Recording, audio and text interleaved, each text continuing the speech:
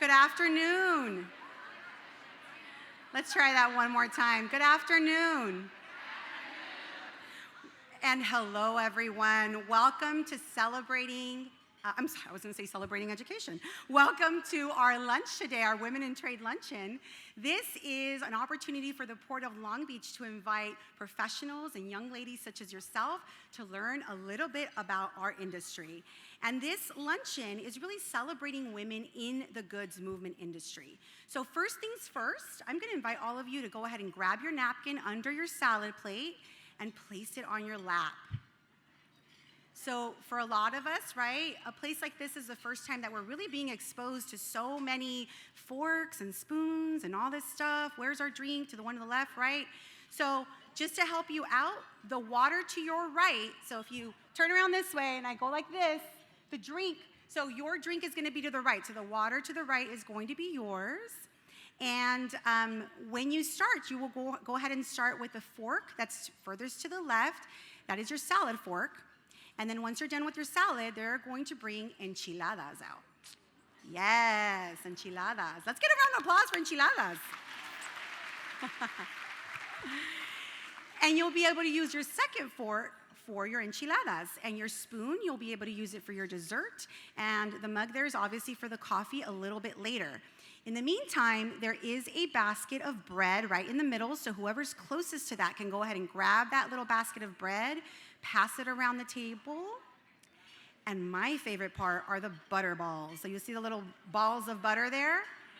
Go ahead and pass that little plate of butter all the way around. Everyone can grab one of those balls of butter. There you go. We're exposing you to this because we want you to feel comfortable when you join other events in the future. And this is a learning opportunity for all of you. Just to give you a little bit of background, I was actually in your situation many years ago. I'm sitting there and I'm like, which one's my glass? Which fork do I use? So we're just starting off very informal just for you to know what to do, what to pass. Now, the other thing you're going to pass around is, what are we missing that we need to pass around? The dressing, yes. So whoever's closest to the dressing, if you can go ahead and grab that dressing and pass that around. Perfect. Okay, so now that that's going, as you're starting to eat your salad, I'm going to go ahead and start all over again from the very beginning, and we can go from there. All right, so hello everyone, and welcome to Women in Trade.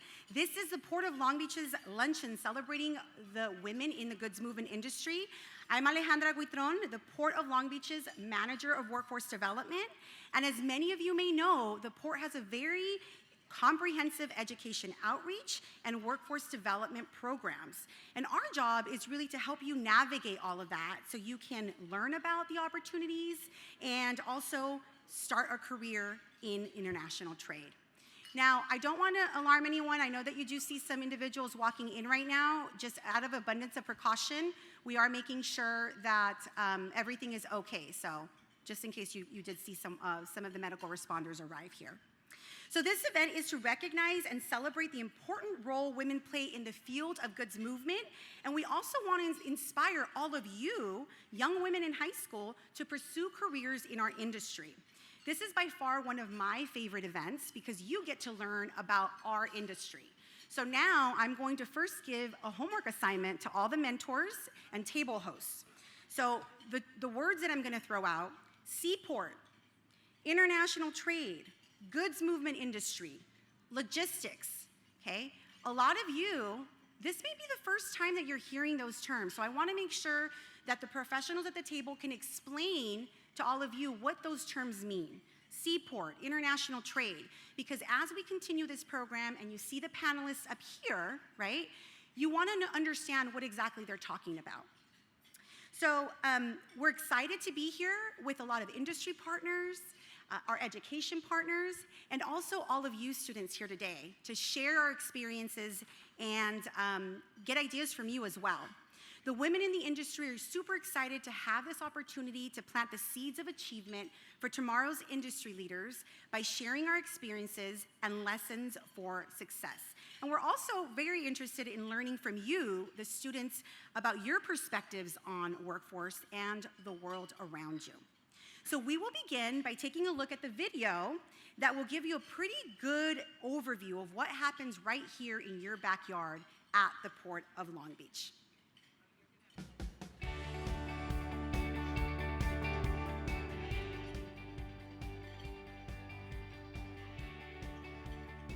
Hi, my name is Veronica. My name is Anthony. And we're here today at the Port Administration Building in downtown Long Beach, where we both work. You know, I was truly surprised when I first got hired to see how connected the Port of Long Beach is to the world. Right, and that's why we've decided to give you a tour of the port today. To get a bigger picture of the port is a little difficult because of how large this place is. And that's why you see a lot of footage from helicopters and drones in our videos. Right, and that's why today we brought a Mini with us to help us get a little bit more oriented. All right, so are you flying this puppy or am I? You, but for those of you watching, please know that in order to fly a drone at the port, you need to get a permit first. Yes, and that's very true because of all the equipment and moving factors here at the port. From workers possibly being distracted to security possibly thinking there's a breach in the airspace. Great, so now that we know that, let's get this in the air. So here you're going to be seeing more than 3,500 acres of land and waterways. There are about 22 terminals where the dock workers are regularly working to load and unload the ships from all over the world. Yeah, and as you look down and you see all those containers, imagine the stuff inside them, like electronics, clothing, furniture, and even food. It's taken to every region all throughout the United States and all over the world. Sheesh, incredible view, isn't it? Yeah, it really is, but I know sometimes it's hard to fully grasp the impact that the port has. For example, when I talk to my cousin who lives out in Chicago, I know that some of the things that are in her house came through the Port of Long Beach. Yes, sir. So what we're going to be doing now is getting the drone back in the air to look at more footage of the port. Yeah, and there's a lot more than just household items as well. We also unload cars from special ships that look like floating parking garages called ro-ros, roll on, roll off, and other things like petroleum, salt, grain, and even big bulky things like windmills and other equipment that don't fit in the container, also known as break bulk. Oh, and you see that bridge down there? That's the bridge that the port built to replace an old one that was not made for what we need today. The new bridge handles thousands of cargo trucks and commuter vehicles every single day. The bridge is wider to handle all of that extra traffic and even higher to allow for big ships to easily pass underneath it. It also has these special LED lights that are programmed to change throughout the year depending on the holiday or event. And just look at all those containers that are being moved. And what is really amazing is that every year the port handles millions of these containers. Giant ship-to-shore cranes take them off the ship. Tractors haul them to stacks where they are sorted and organized for loading to trucks and trains that will take them all throughout the country. It's crazy to see the different parts come together in action. Welcome to Long Beach Container Terminal. This is one of the only zero-emission terminals in the entire world. And everything you see here is all electric. Yes, just like these humongous cranes that are behind us. These cranes are not even operated here. They're operated off-site at a control center. Just like a video game. Yes, and these cranes will take the containers from the ship onto these automated guided vehicles that are behind me, and they're completely driverless. And what's really neat about the AGVs, the automated guided vehicles, is that they're all ran off of programs. So they're very precise at what they do, and they can come very close to each other and still do their job very well. And because we're the Green Port, we are working towards making all terminals zero emission in the future. Yep, and even though that seems like a very aggressive goal, it's also very, very achievable, just like our Clean Trucks program.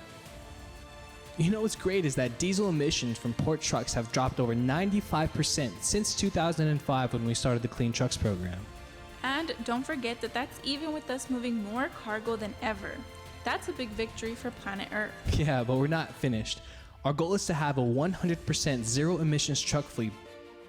Another way the Port of Long Beach is reducing air emissions is by rail. And one fun fact, just one of our trains can reduce up to 750 truck trips off of the road. That is correct. So the Port of Long Beach is investing over $1 billion in the next 10 years on rail infrastructure alone.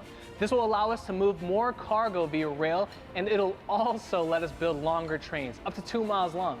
Oh, and did I mention that these cranes behind us are also all electric? As you've just seen, the port is enormous, and that means a lot of jobs. Actually, 1 in 5 jobs here in Long Beach are port related. Yes, but before we go, we just want you to know that our commitment isn't just to cargo, it's also to our entire community. That's why we've partnered with our local schools to develop the best educational and workforce development programs in the United States. And we do so much in our community that we're actually better off leaving that to another tour. Yeah, that's actually a good idea. Anyways, we really do need to head back. So that's going to be it for us today. Thank you for joining us. But don't worry, there's going to be many more tours where we're going to go more into detail as we explore the port of choice. Bye. Bye.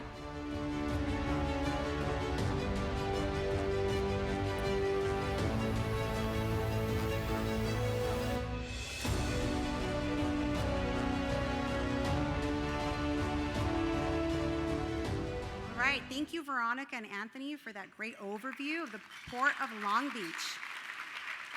As you can see, there's a lot that goes through our port, and if you take a look at what you're wearing, a lot of the things that you're currently wearing right now actually went through the Port of Long Beach. So today, we are here to recognize women in our industry that play a major role in all aspects of our operation. Past and present, they have helped make the port what it is today. And today, we're having them join you to tell all of the students about their jobs, what it is that they do, and some of the struggles that they've even gone through. We know that all of you students are the future, and these professional women have generously volunteered to share their time to put this event together and also to be here today as mentors for all of you. They're going to share their stories about how they got into the field that they're in and why they find it so exciting. So please make sure that you ask questions, you request business cards, and more than anything, take advantage of the event to think outside of the box and think of possibilities that are available for yourself. So if, let's just say you've thought in the past about becoming a designer, what about instead of designing clothes that is in and out, right, in a season, you design a terminal that's going to be around for decades? So think about the skill set, the things that you like to do, and how you can apply it to careers here in our industry. Up next, we have a video that actually explores many of those career opportunities that are available in the logistics and goods movement industry. So again, I'm saying those, remember mentors, the logistics and goods movement, so if we can make sure that we talk about that once we get an opportunity to with the students. So let's go ahead and play that next video.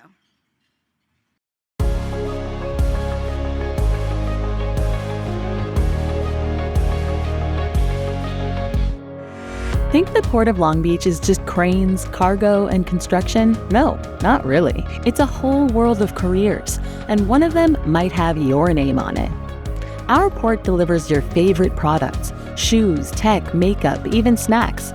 And behind all that movement, people. Smart, strategic, creative people. People like you. Check these numbers. 2.7 million jobs across the U.S. That's 1 in every 77 jobs. In California, 1 in 22. In SoCal, 1 in 17. And right here in LA and Orange counties, over 543,000 jobs are connected to the port. And it's not just guys on the docks. Women are running things in thousands of jobs right here in your own backyard. Not every job in global logistics requires a 4-year college degree. You can launch your career with paid internships, short certificate programs, hands-on training. So, what job fits you? Into tech? Try IT or cybersecurity. Love nature? Go green with environmental planning. Born to organize, you'd rock logistics. Into security? Join our Harbor Patrol team. Great with people? Think HR or community engagement. Numbers your thing? Welcome to finance and accounting. The Port of Long Beach is more than ships and containers. It's opportunity. It's innovation. It's a future full of possibilities. Your future could start right here. Just explore all the options by visiting our website, polb.com.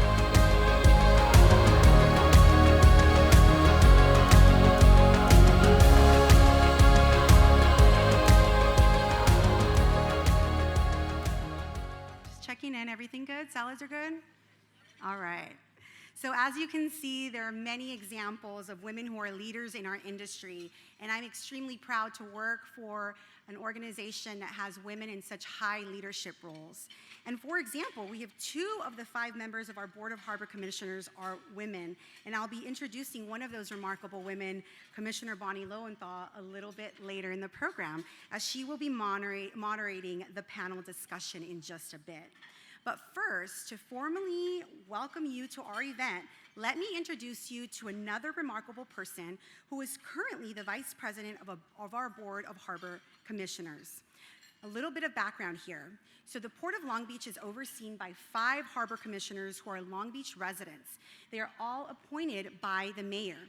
And it's a huge responsibility, as the Port of Long Beach is the 2nd busiest container port here in the United States, with more than $300 billion worth of goods moving through our ports every year.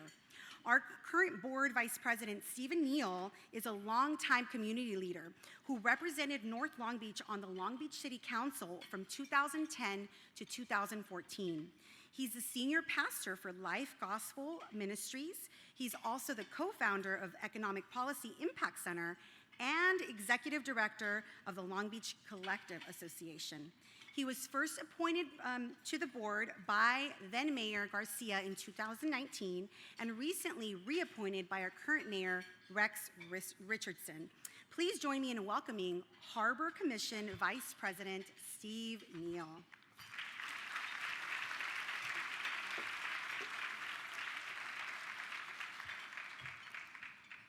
Well, good morning, and thank you, Alejandra. I'm really thrilled to be here. It's great to see that this event is so well attended. And our Mayor, Rex Richardson, and his predecessors, they're known for promoting education and workforce opportunities, especially for our youth here in the city of Long Beach.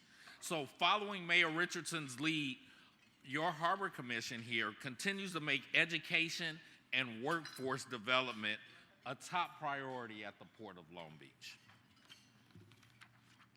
We also have an outstanding internship program for both college and high school students. College interns can apply year-round as openings appear, while our high school internship applications open up in mid-January, so that's coming up right after the holidays. Want all of our youth to explore these opportunities. One of our biggest goals is to keep local talent here locally. There are a lot of opportunities here at the Port of Long Beach. It is a great place to work. It is interesting work.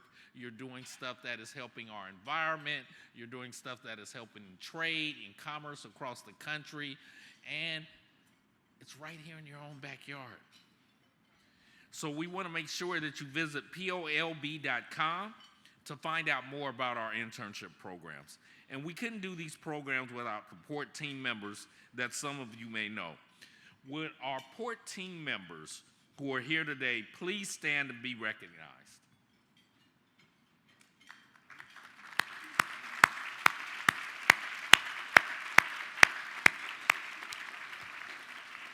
So as you can see, we have these folks strategically placed. Ask them questions. They're very knowledgeable about the workings of the port and all the opportunities that are available. We understand the importance of investing in our future leaders, and we want to make sure that we can help leaders transition into the goods movement industry. So our goal today is to expand our horizons, right? By showing you that women have a lot of options and opportunities within this industry. So sitting at your tables today, you have a rare opportunity to talk with some of the women who have some of these jobs that we've been talking about. And in a little while, we'll be talking with 5 extraordinary panelists who are making their mark in all different parts of the goods movement industry. So before I go, I would like to take a moment to thank all the port staff for pulling off this event, all of our Long Beach educational partners, our sponsors, our exhibitors, and the planning committee who worked so hard to coordinate today's event. And a special thanks to the professionals here today serving as mentors. Mentorship is so important in the development of our youth. So again, congratulations to everyone for all that you've done, and let's make this event a great success. Thank you very much, and enjoy the rest of the program.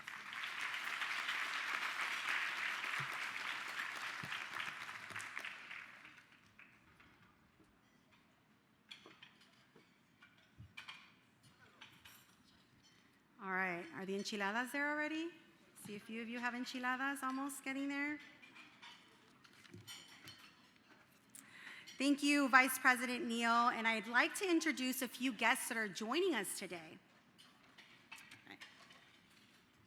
Long Beach City Council member Megan Kerr from District 5. You can give her a round of applause. And from our Board of Harbor Commission, Vice President Stephen Neal, Commissioner Bonnie Lowenthal, Commissioner Sharon Wiseman, our very own CEO Mario Cordero, and our COO Noel Hasagaba is also joining us. Long Beach City Attorney Don McIntosh and Deputy City Attorney Zuhir Lay. Long Beach City College Board of Trustees Vivian Malaulu. Long Beach Unified District Board President Diana Craighead. Thank you for being here. And Board Member Eric Miller. And last but certainly not least, Long Beach Airport Executive Director Cynthia Gudry. Thank you for being here. We want to thank all of you for making time out of your busy schedules to join us. But in addition to that, most of you have already worked the room, gotten your initials already done. Raise your hand, students, if you've already completed your scavenger hunt. Raise your hand. Yeah, majority of you have. A few of you were missing some of the panelists, so as you see them up here, you'll be able to recognize them and get their initials at the end of the event. In addition to that, if you are looking for, there's a little square at the bottom that says committee member. Raise your hand for those of you that are part of the Women in Trade Committee. Raise your hand so you can get your card initialed by those individuals as well. So make sure that you walk around and get those completed. We also want to go ahead and remind you that once your entire card is filled out, you can visit our Port of Long Beach booth that's right back over here, and they will go ahead and have a prize for you. So what better than that, than for you to get something in return? So this Women in Trade Luncheon started in 2011, and it was the brainchild of former Commissioner President Susan Anderson Wise. Susan, where is she here today? She's not here today. Wasn't able to join us, but thank her for starting this event back in 2011. And in addition to that, the event would not be possible without the generous support of all of our sponsors. So students, the sponsors are those individuals that provided funding for this event to be able to happen. So here they are on screen. We're gonna go ahead and go to We're going to get to that screen to list all of our sponsors. Here we are. So we have Long Beach Container Terminal, Mitsubishi Cement Corporation, Ocean Network Express, International Transportation Service, the Pasha Group, Pacific Maritime Association, Pacific Merchant Shipping Association, SSA Marine, Total Terminals International, Watson Land Company, and the Port of Long Beach. So big round of applause for all of our sponsors. And if you can also join me in thanking all of our exhibitors for being here so bright and early. I hope a lot of you had the opportunity to walk around. You'll also have time since the exhibits will be open until 1:30. So big round of applause for them as well. Okay, now to the fun part. We are going to make sure that you represent the school that you are from, okay? So when I say your school, you're gonna yell your mascot. So for example, I was a Lakewood Lancer. So when I say Lakewood, you say Lancer. Okay, so we're gonna go down the list of schools that are here. When I say your school name, you yell out your mascot. And at the very end, because we can't leave all the Port people out, we are going to pretend that our mascot is a sea lion. So when I say Port of Long Beach, all the Port employees are going to yell what? Sea lion. Okay, there you go. We're gonna make it fun. So Avalon High School. Oh, what? Lancers. Let's try that again. Avalon High School. Lancers. Browning High School. Cabrillo High School. Yeah. CAMS, or California Academy of Mathematics and Science. All right. Holy Innocents. Okay. Jordan High School. Lakewood High School. Lancers. Okay. McBride High School. Oh, what was that? McBride High School. Okay. Milliken High School. I see some Port staff that went to Milliken. Maria, I did not hear you yell Rams. Let's try that again. Milliken High School. Poly High School. All right.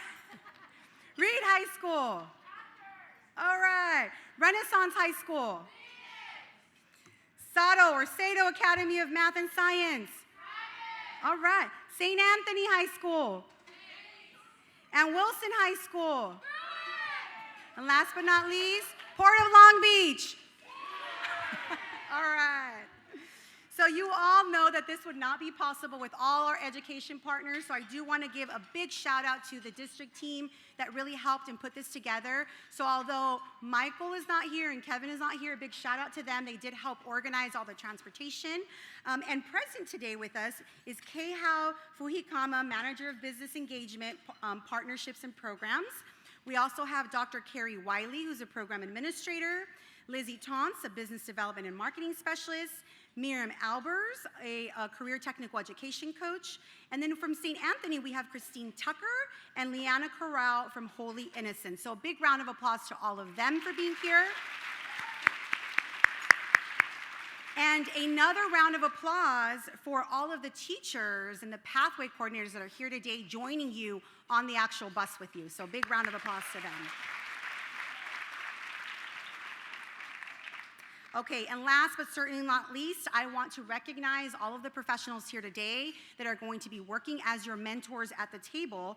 Make sure that you're asking questions with them. And so we are going to go ahead. See, on here I said lunch is going to be served now, but we're already having lunch served. So we're going to move on to the next thing. How's everything going? I see most of you got through your enchiladas. You're working your way through your dessert. Some of you got some coffee, a nice pick-me-up. So before we continue our program, I do want to take a moment to thank the men and women who served us lunch today. So muchísimas gracias para todos ustedes que están aquí sirviéndonos hoy.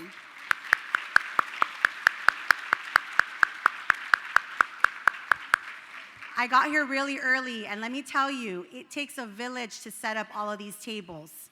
All of the silverware that you see, the water, salt and pepper. So it's a lot of work, and we appreciate them being here. So I really do hope that you've enjoyed the conversations at your table today. And now I am going to welcome our moderator and panelists onto the stage with me. So you can start making your way up here. And as they make their way, I'll take this opportunity to thank the committee that actually planned this event. So from the Board of Harbor Commissioners, we have Commissioner Bonnie Lowenthal, Commissioner Sharon Wiseman, and representatives from the industry include Michelle Grubbs here at table, right over here, Michelle Grubbs, who's from the Pacific Merchant Shipping Association, Francis Keeler of Peacock Piper, Laura Covery from Cal State Long Beach College of Business, Elizabeth Warren of Dialed In Partners, and a former Harbor Commissioner and event founder, Susan Anderson-Wise, who was unable to be here, but we definitely want to recognize her. And from the Port of Long Beach, my Managing Director, Eleanor Torres, Shauna Espinoza, the Executive Officer to the Board of Harbor Commissioners, Shauna, Stephanie Montoya-Mariski, Director of Communications, Kate Kirkendall, our new Assistant Director of Communications, Maria Pangilinan, table 26 over there. She's the Manager of Communications and Community Relations and really a big force behind this event, so thank you, Maria. Michelle Nguyen, Marketing Manager, Business Development Division, and then myself as well, Manager of Workforce Development under Government Relations. So these are some of the women who helped put this all together. some of whom have been on the planning committee since the beginning of this. So thank you so much for your contributions. So we're ready to begin the panel discussion. We're going to invite the panel on stage. And I'm also going to introduce Commissioner Bonnie Lowenthal, who will be moderating the panel again this year. So in 1994, Commissioner Lowenthal was elected to her first 2 terms on the Long Beach Unified School District Board of Education. In 2001, she won the 1st District Long Beach City Council seat and served until 2008 when she was elected to the State Assembly, where she chaired the Transportation Committee and the Select Committee on Ports. So as you can see, she's an exceptional leader with extensive, deep experience here, so we're very grateful to have her on our board as well as on the panel today. So Commissioner Lowenthal was appointed to the Board of Harbor Commissioners in 2017 by then Mayor Garcia, and reappointed to her 2nd term in 2023 by our current mayor, Mayor Richardson. So everybody, please join me in welcoming Harbor Commission Bonnie Lowenthal.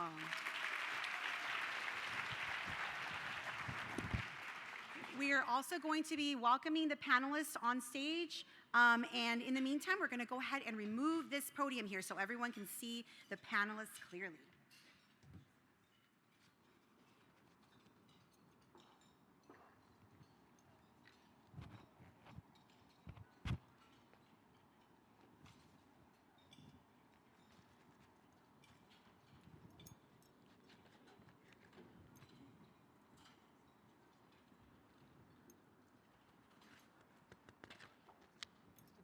Case.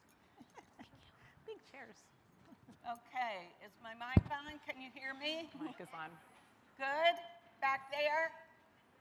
On the side, can you hear me? I'm getting a thumbs up. And what about this side? Okay, thumbs up.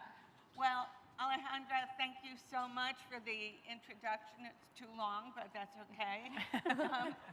Today, we are going to get to know 5 women, each of whom works in global trade in some way or another. You're going to hear how exciting their careers have been.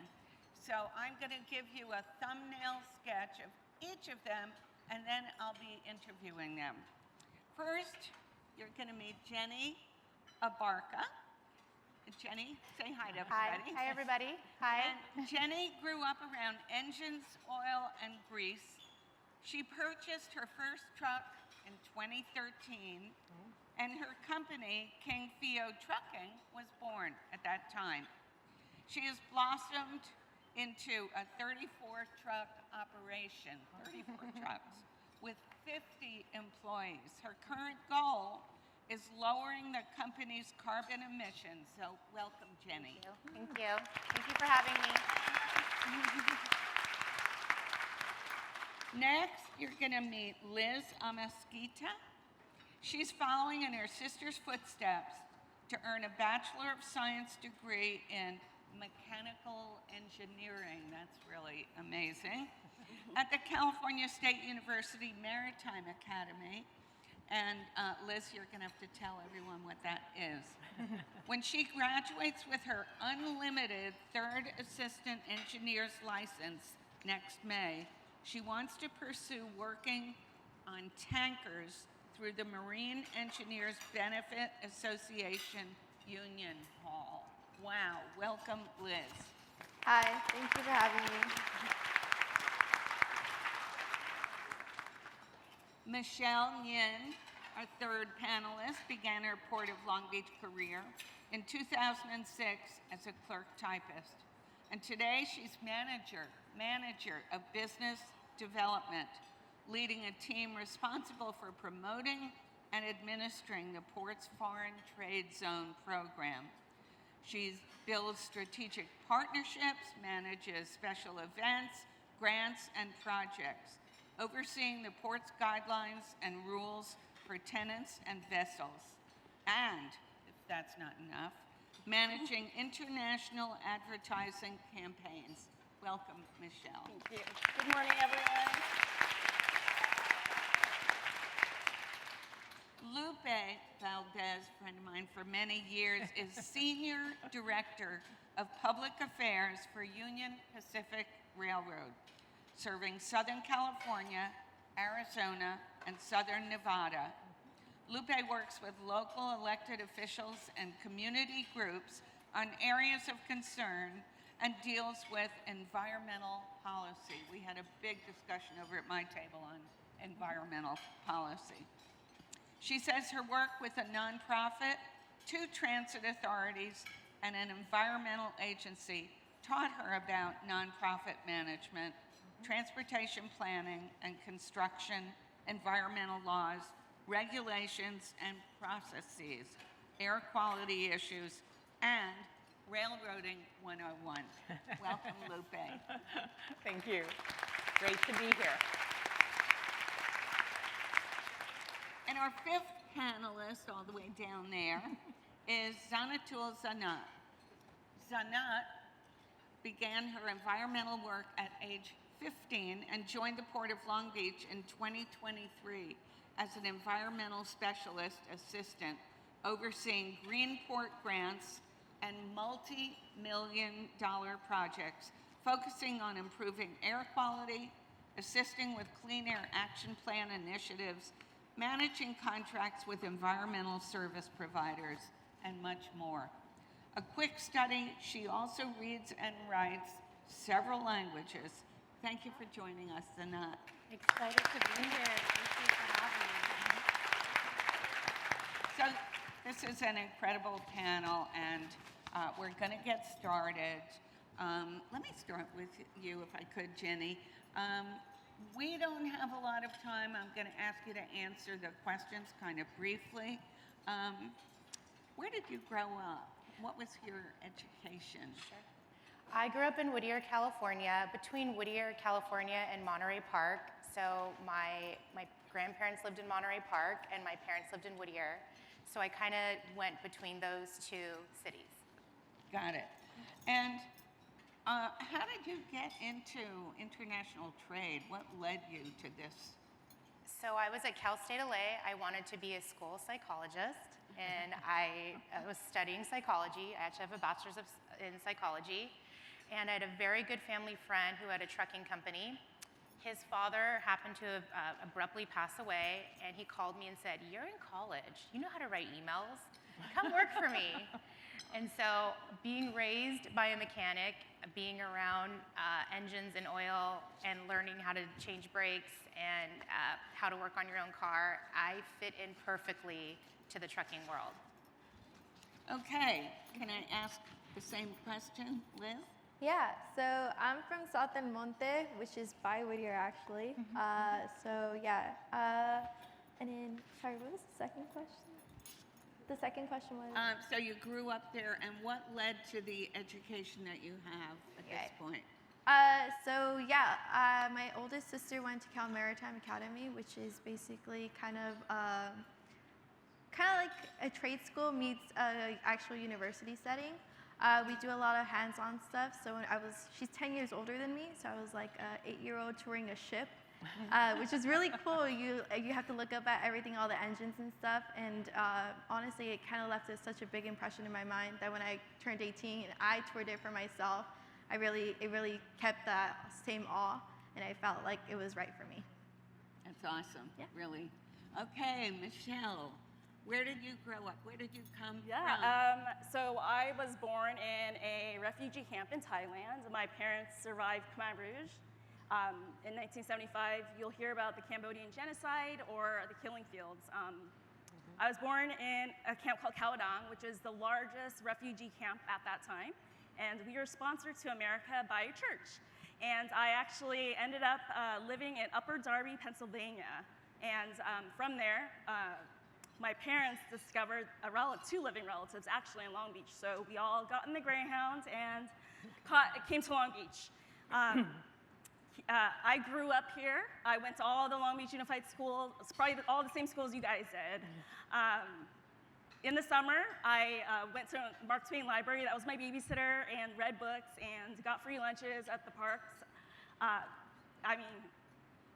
I'm you, you're me. So As far as education, so I started off at the port as a clerk typist. I was on my last year of my undergraduate degree, so at night I would go to school. After work, I'd drive to school. I went to Long Beach City College, got my general ed requirements there. Go Long Beach City College. And then I did my undergrad over at Cal State Dominguez Hills. My degree is in public administration with a concentration in public financial management. And I later went to get my master's at Cal State Long Beach. Go Beach, go Cal State Dominguez Hills. And I got an MPA, Master of Public Administration. And the entire time I worked full time and went to school in the evenings. Thank you, Michelle. Thanks very much. Same question, Lupe. I grew up in Los Angeles, a community called Lincoln Heights, which is northeast LA, for those of you, but now it's a trendy place. It wasn't that trendy when I grew up there. It was Italian bakeries and Mexican food. I mean, it was the combination of Lincoln Heights, which was wonderful, a wonderful place growing up. So I went to local schools in LA. I went to actually Sacred Heart Grammar School and Sacred Heart High School in Lincoln Heights. And I think what got me here today, I started in transportation because at the time, for some of the folks that are a little older, you'll remember the infamous Rapid Transit District, the RTD, which was the buses that we used to have. Now it's called Metro, but then it was called RTD. My mother did not drive. So that is why I ended up wanting to go into transportation, was because my mom depended on the bus, and many people depend on public transit today. And that was the reason that I first got into government and first got into transportation for people, not freight. Today it's freight, but for people was from my experience with my mom. And today on my lapel pin, if you see it, I have a little hummingbird, which is always a memory of my mom, because I always like to talk about her. And the immigrants' experience that is going on right now is real, real important. And we never can forget that, because many of our families may not have come from this country, but are here. And it's important for us to be here and to speak our voices. So I think it's an important thing, especially looking back. And so I have my hummingbird. That means my mom's always with me. So thank you so much, Lupe. Thank you, Lupe. I'm sure a lot of folks here can relate to the immigrant experience, including my own parents. That's right. So, Sanai. Hello.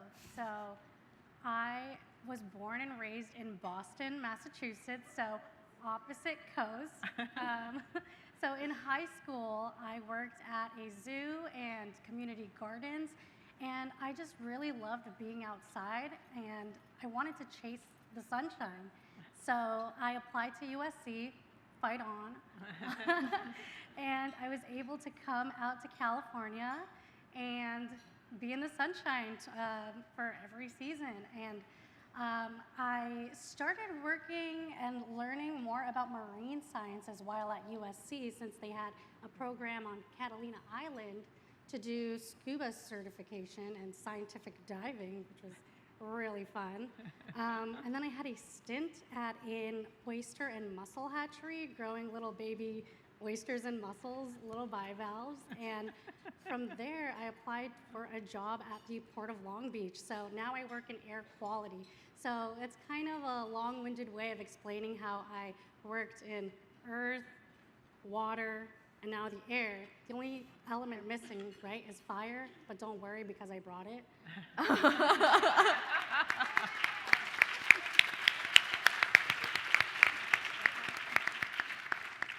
Pretty interesting. There is no common path for each of these 5 individuals who are in some way connected to the Port of Long Beach. So very, very interesting. And I just want to point out something that Michelle glossed over, which is her first job at the port. She got online looking at POLB.com, and there was a job available as a clerk typist. So that's pretty amazing, and here she is, a manager of business development. So yeah, that's something for you all to remember. Take that first job and move up. So let me ask you, and it certainly doesn't have to be in order, couple things. What was unexpected in your career, and what were some of the barriers that you faced as women? And any of you can throw out an answer. I can start. What was unexpected? How hard it would be to own a business. It is not easy. You have to be gritty. You have to be a fighter. And what was unexpected was how many people actually supported me. And I'm so grateful for the mentors I had and the companies that I worked with that actually gave me work and let me put trucks on the road. And I'd like to talk about something else. I'm not only a trucker, I'm a zero emissions trucker. And thank you. Because I love the planet and I love all of you. And it's my job, our job, to take care of each other. And it's surprisingly, despite the political climate, there are so many people that support what I do. So thank you. Thank you, Jenny. Yeah. I think I can add that I've always been in very male-dominated careers. Even in public transit, the majority of the drivers were male. I went over to work on the construction of the subway and the light rail lines that we have today, very male-dominated. I think what surprised me sometimes is that other people may be thinking about something, but for whatever reason, were afraid to bring it up. Whenever I'm at a meeting and I would see something or notice something that didn't quite make sense or people hadn't thought of the ramifications, I would bring it up. I'm not fearful that way. If I see something that is unusual or needs to be discussed further, as women, I think we have that skill. We're not afraid of that. We communicate, and we communicate what our thoughts are from our life experiences, which are different than men. It's just different. And I think we bring a skill set to the job, to the workplace, to our careers, but we bring it up, and it's so funny because then people come up to me after and say, you know, I was thinking the same thing. And I thought, why didn't you say so? Why did you wait for me? But that's okay. I think sometimes as women, we just see things differently. We know the ramifications, and we are caretakers. We might be caretakers for our parents, our children, other family members. So we just see the world a little differently than our male counterparts. And I think sometimes, again, we're able to bring things up. And I just always find that fascinating that other people have the idea, but for whatever reason, they don't bring it up, whatever the reasons are. But I think it's incumbent upon us to bring it up because that's why we're there, that's why we have the skill set, and that's what we're here to do in terms of make the world better. Thank you. Anyone else? One of the challenges is being in a male-dominant field, and I think that a lot of times for me, I didn't come from the international trade industry, so I am a little self-taught. I had to learn things, read, do research, and a pleasant surprise was all of the women supporting women. I had someone who mentored me, and she was actually Women of the Year 1 year, Kathleen Charchenko. She took me under her wing and basically showed me how to act, how to eat. I did not know the placements of the forks, start from the out and go in. She taught me all of that, and I think that it's important because it makes you feel like you belong, and I appreciate that, and I hope to be able to pass that on and help others. Thank you, thank you. Liz. Yeah. So I'm obviously still early in my career. I've done a few internships and stuff like that, so I've been in the field, if you will. So going onto a ship, it's a new culture. You're going to be on the ship with those people for about the next 2 months, right? So going on there, I was very scared, I guess you could say, going into the engine room department, as they're all males.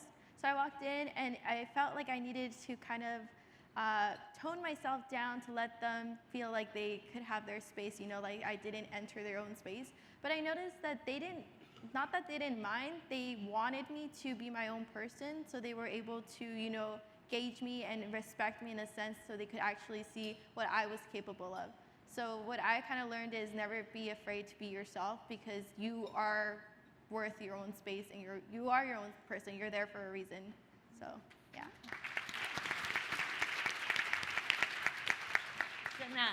I just have to echo what all of the other panelists up here have already mentioned about women supporting women. And I think the most challenging part, which has been mentioned, is being in a male-dominated field without too many women coworkers or colleagues or mentors even. But what really did surprise me was that the few that were there were not just there to support me, but actually encourage me and uplift me, give me tips and tricks on how to navigate the workspace and how to navigate promotional opportunities as well. And it wasn't a competition, it was really about the support. And that's what I want to do as well. So when I see new teammates, new students that I meet, I want to give them all the tips and tricks and things I have up my sleeve that got me to where I am. And I just want to also empower other women to have those skills as well, because we can do anything, literally. Very good. Thank you. Thank you. I just want to tell a quick personal story. When I was in college, I wanted to major in criminology. I don't remember what it was called way back then in the dark ages, but I wanted to work in prisons. And I don't even remember why, but I thought that would be the most significant contribution that I could make with my life. So I had to go to the department chair of the sociology department and ask for permission for that major. And he said, no, you're a girl, not a woman, you're a girl, and you're too petite, small, short. And that was that. And I, at the time, didn't have any of the verbal skills that I have today that many of you already have to object to that. So I couldn't be part of that major. And one reason that you're all here today is to make sure that that doesn't happen to any of you, that you know that you can be assertive and you can stand up for yourselves. That's my 2 cents.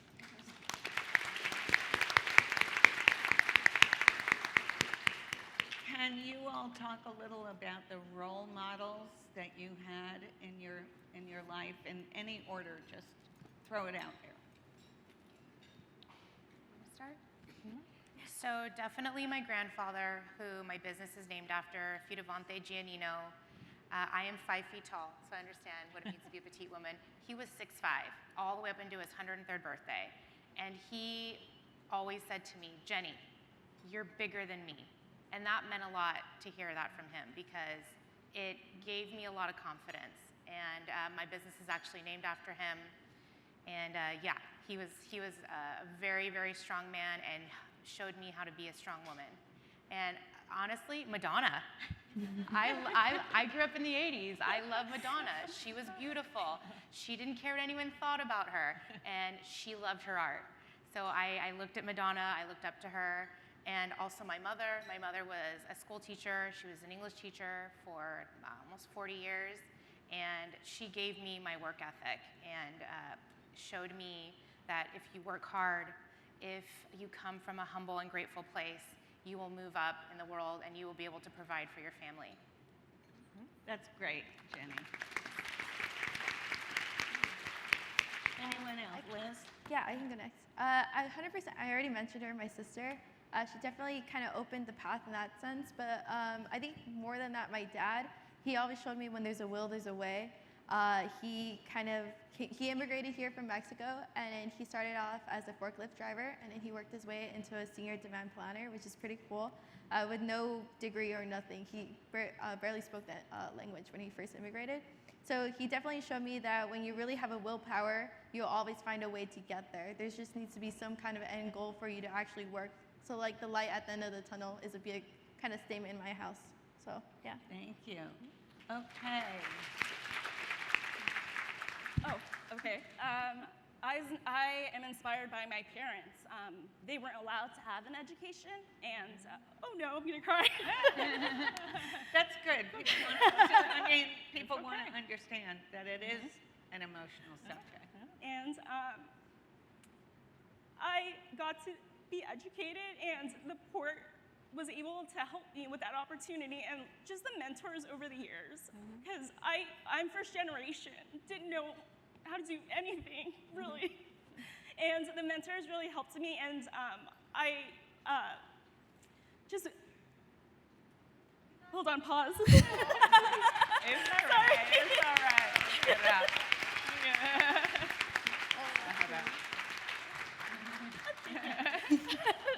Sorry. But they definitely inspired me because I want to be able to achieve what they weren't given the opportunity to. And part of that immigrant story is, a story I talk about is, you know, when I was in elementary school, I was taking ESL classes at Long Beach Unified, and my parents were having me translate for them. I mean, I knew some English, but I couldn't translate. I wasn't an effective translator, but my parents definitely inspired me. So how many of you have been in that situation, just out of curiosity, of the high school girls here? How many of you, raise your hands high, have had to translate for your parents? Quite a number of you, so they understand Michelle. Thank you very much. Yeah, and I'll say the same thing in terms of my mother. My father was from Mexico, Zacatecas, Jerez, Zacatecas, but my mother was from El Salvador.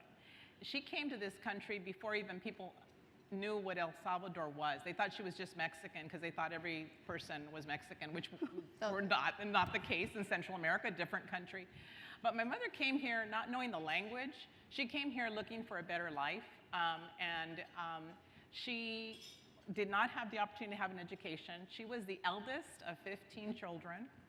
And she knew that there was a better life. The funny thing about one of the things my mom did, which is hysterically funny to me, she didn't even know California. I mean, she had no idea what she was walking into. She had a choice to go to Los Angeles, or she had a choice to go to San Francisco. And she, in her mind, she said the Angels sounded better to her than San Francisco. That's how she made a decision on her career. The weird thing about life, talk about life in circles, especially those of us that grew up in Lincoln Heights or Northeast LA, she ended up working, you had to have a job. At the time, the way it worked, the immigration system, you had to have a sponsor, a job here to be able to come here. And she worked for Dr. Francisco Bravo, who was the first Mexican-American doctor in East LA that had a clinic. We didn't know, at the time, she didn't know who he was. She just knew he offered her a job. And so she came here to assist in whatever work needed to be done at the clinic that he had in East LA. And now he has a school named after him on the USC campus where General Hospital is. So there is a Francisco Bravo Magnet Medical School. So talk about strange worlds that my mother from El Salvador, not knowing the language, came here she just knew she wanted a better life for her family. And that's why she came. Thank you, Lupe.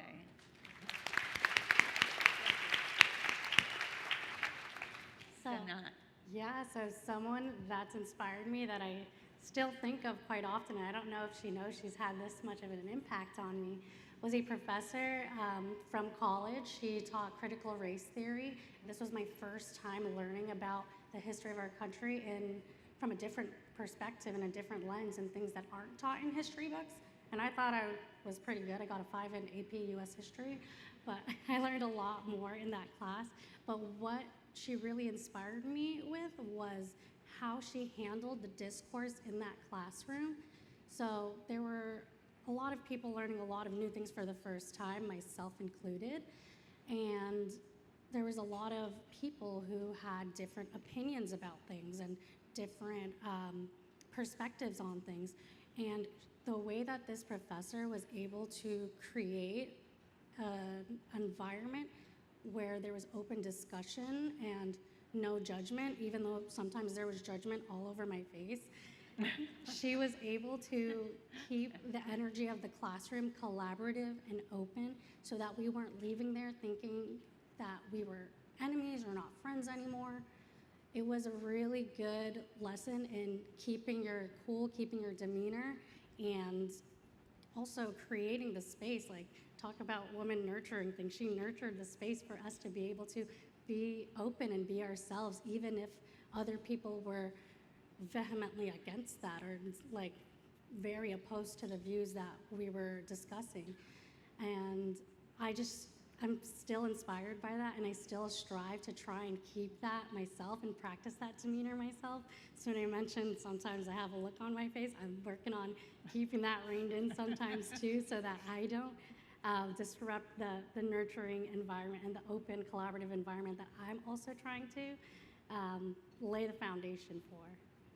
Thank you, Sana. Thanks. So you've heard that some of the barriers, I think, have been very similar. You've also heard how they've addressed the barriers and who the role models have been in their lives. And so the very last question I want to ask you is what advice you would give to the students who are here today? So anybody can go first. Should I start with Sanat? Since you I'd were love to last? start. So, you know, you're dealing with a whole bunch of high school girls, and some of them know what they want to do, and some of them have no idea. What advice would you give? I was absolutely there in your shoes. I had passions and I had hobbies at the time, but I didn't know that. I didn't even think I could get a job at the port. So I've been in the similar shoes as you are right now, very recently. Some advice that I would give you is that it's so cliche, but literally be yourself, right? And I've been talking to a couple of you when we were outside and walking around. And when you're doing an interview, when you're doing a speaking engagement like this, being yourself is one of the most important things you can do. You don't need to present like a fake version of yourself. You don't need to pretend to be someone you're not. You just need to live in your truth and speak your truth about what you're passionate about, what your goals are, what your motivations are. So when I see all of you at the next high school internship interviews this summer, I'm excited to hear your own experiences and why you want to work for the port, not because of you're putting on a mask and pretending to be something you're not, but truly like what inspires you and what motivates you to be yourself. And yeah, that's the main message I can give, as well as stay in school and get that education. That opens so many doors and opportunities for you. Thank you, thank you. I talked to the young women at our table, and one of the things that I think I've learned, and I wish someone would have told me this before I even started any career, there are going to be people in your life, bosses, managers, supervisors, that you really don't like. They're gonna be there. You don't like them, you're working for someone that you don't care for. I learned the most of how to deal with people from those experiences. Looking back at it, some of my bosses that I wish I would have never worked for, I'm actually glad I did, because I learned how to treat people and I learned how to do things different than what they did. And again, it wasn't their fault, but you learn something, and you can learn a lot when you're in those situations, more than you can. I have a wonderful boss today, by the way, just so you know, I have a wonderful boss, he's wonderful.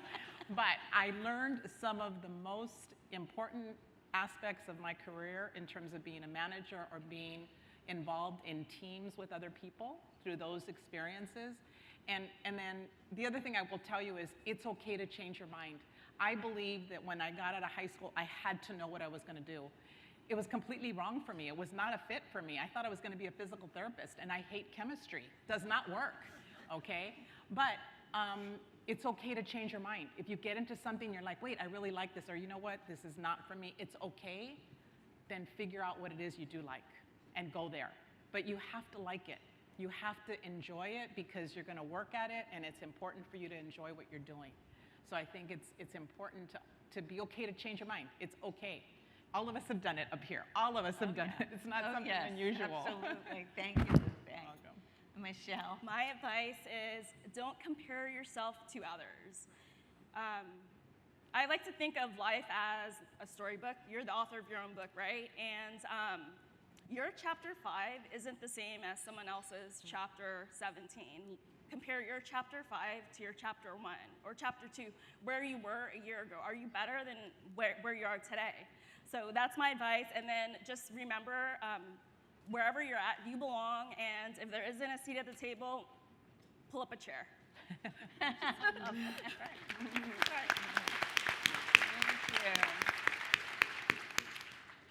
So my advice, my mom always said there's power in education. She has a saying, I think a lot of cultural, el papelito habla, the paper talks for itself, right? So education speaks for yourself. No one's ever going to be able to take away something that you know, right?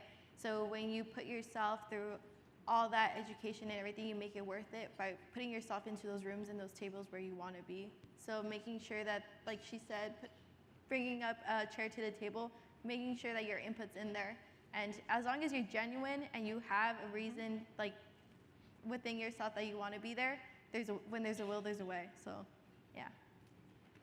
Thank you. Thank you, Rose. Be genuine. I love that. 3 pieces of advice. Number 1, never dim your light for anybody. Never. You are wonderful. Your ideas are valid. Your emotions are valid. Never hide who you are or not get what you want out of life for anybody. Number 2, listen. Listening is so important. We want to talk and text and talk and text and have ideas, but it's also extremely important to slow down and listen to the people around you. Listen to your mentors, your bosses, your teachers, your parents, because sometimes the best ideas that you will get will be from you just slowing down and listening and getting inspired. And number 3, don't burn bridges. Look people in the eye and say, this isn't working for me, or thank you so much for this opportunity, but I want to do something else. Do not burn bridges, because it is a small street, and you may run into this person again. So that's my advice. Wow. Well, let's give a big round of applause for all of these panelists.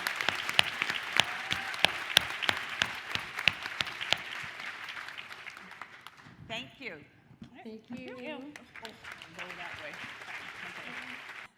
And I'm back for the last time.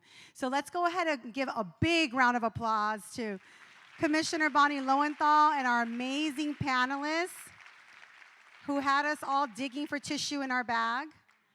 Yeah, thank you all so much.